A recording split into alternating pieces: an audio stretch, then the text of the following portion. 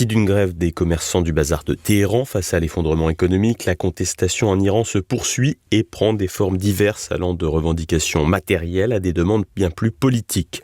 Au 9e jour, les manifestations touchent désormais une soixantaine de villes, des quartiers populaires de la capitale aux provinces, où des affrontements violents opposent protestataires et forces de l'ordre. Une quinzaine de personnes auraient trouvé la mort dans des affrontements entre forces de sécurité et manifestants et un demi-millier d'arrestations auraient été recensées dans un contexte de répression accrue via la surveillance des réseaux sociaux.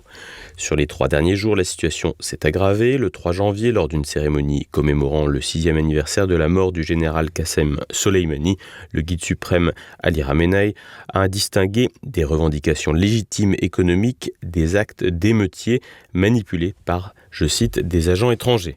Une lecture des événements qui peut être partiellement juste, mais qui ne laisse pas de place à des revendications pouvant vraiment exister dans le pays.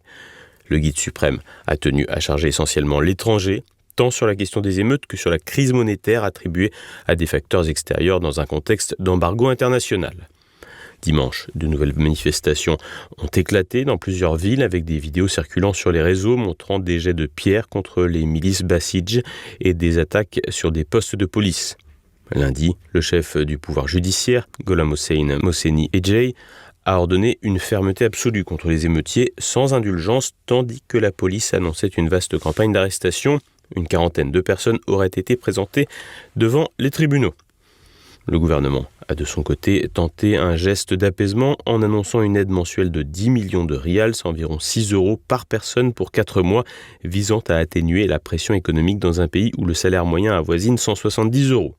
Globalement, l'Iran est fragilisé par une crise multidimensionnelle. Économiquement, les sanctions internationales renforcées par l'ONU en septembre 2005 après le retrait américain de l'accord nucléaire de 2018 ont provoqué un appauvrissement massif. Le rial a chuté, exacerbant l'inflation, ainsi que le chômage dans une population de 86 millions d'habitants.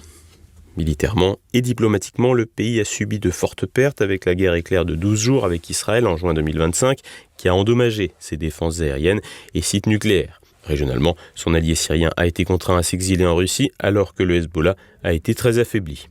À cela s'ajoute désormais l'ombre de Donald Trump qui, après la capture de Nicolás Maduro au Venezuela, multiplie les menaces.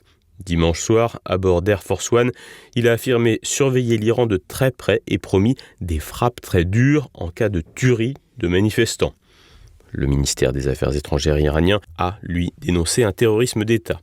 Si le pays a toujours su dépasser les crises qui se présentent à lui, le président réformateur Massoud Pezeshkian admet publiquement n'avoir aucune idée pour résoudre cette crise. Reste à voir si les États-Unis favoriseront un pourrissement de la situation intérieure pour tenter leur chance dans un nouveau renversement de régime politique ou si la situation peut s'apaiser.